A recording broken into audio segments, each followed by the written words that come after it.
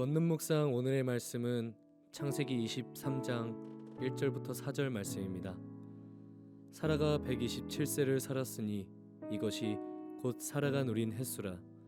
사라가 가나안 땅 헤브론 곧 기럇 아르바에서 죽음에 아브라함이 들어가서 사라를 위하여 슬퍼하며 애통하다가 그 시신 앞에서 일어나 나가서 헷 족속에게 말하여 이르되 나는 당신들 중에 나그네요 거류하는 자이니 당신들 중에서 내게 매장할 소유지를 주어 내가 나의 죽은 자를 내 앞에서 내어다가 장사하게 하시오.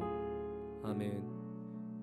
여러분은 최근에 누군가와 죽음에 관해 이야기해 본 적 있나요? 우리 사회에서 죽음은 누구도 말하기를 꺼려하는 금기와 같이 여겨지고 있습니다. 하지만 몇 세기 전만 해도 죽음은 논의해 볼 만한 가치가 충분한 주제였습니다.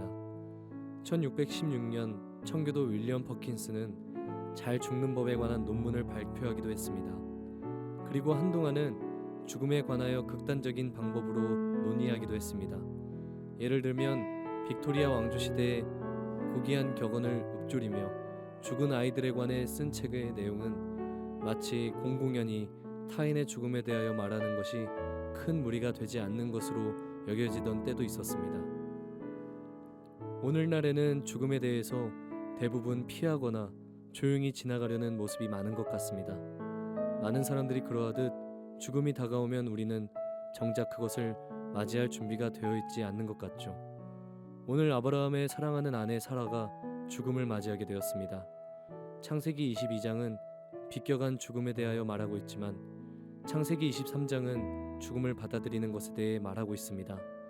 아브라함과 사라는 하나님의 부르심과 선택을 받은 사람들이었지만 이 단호한 현실에서 자유로울 수는 없었습니다. 사라는 약속의 땅에서 살았습니다. 그리고 수명을 다하여 127세의 나이로 세상을 떠났습니다. 그녀는 오랜 기간 질병으로 고통을 앓다가 숨을 거둔 것이 아닙니다. 인생의 황금기에 갑작스럽게 비극적인 죽음을 맞이한 것도 아니었죠. 그렇지만 죽음은 언제나 비극적인 것 같습니다. 남은 사람들은 슬픔과 상실감을 가질 수밖에 없는 것이죠. 아브라함도 아내의 죽음을 슬퍼하고 애통해했습니다. 애통은 잘못된 것이 아니고 어떤 사람의 죽음을 슬퍼하는 것도 자연스러운 일입니다. 죽은 자의 부활을 소망하는 그리스도인에게도 마찬가지입니다. 때로 사람들은 그리스도인이 고통에 대해서 담담해야 하고 불행을 겪으면 안 된다고 생각합니다. 직장을 잃었나요? 삶에 희망이 보이지 않나요? 그래도 하나님을 찬양합시다. 어머니가 돌아가셨군요. 지금 주님과 함께 계시니 오히려 기뻐해야 합니다.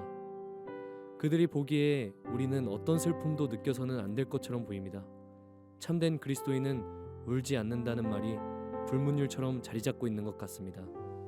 그런데 성경에서는 다른 입장을 보여주고 있는 것이죠.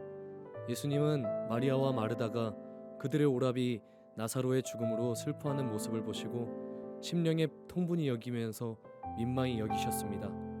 곧 죽었던 나사로를 다시 살리실 것이었음에도 나사로의 무덤 앞에 선 예수님은 눈물을 흘리셨습니다. 사랑하는 사람이 죽으면 우리는 그들의 부활을 소망하면서도 애통해야 합니다.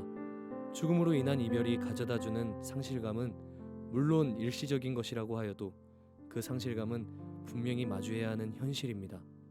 아브라함과 사라는 여러 가지 측면에서 창세기 2장 24절 말씀의 전형적인 모델로 보여집니다. 이러므로 남자가 부모를 떠나 그 아내와 연합하여 둘이 한 몸을 이룰지로다.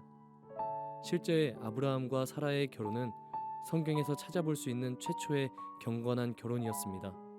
그들은 하나님의 부르심에 한마음으로 응답하며 고향과 가족을 떠났는데요. 그들의 결혼 생활 대부분은 하나님께로 더 가까이 나아가는 과정이었습니다. 물론 경건한 결혼이라고 해서 갈등이나 다툼이 없었다는 말은 아닙니다. 우리는 이미 앞에서 그들 사이에 심각한 의견 충돌이 있었던 것을 알 수 있었습니다.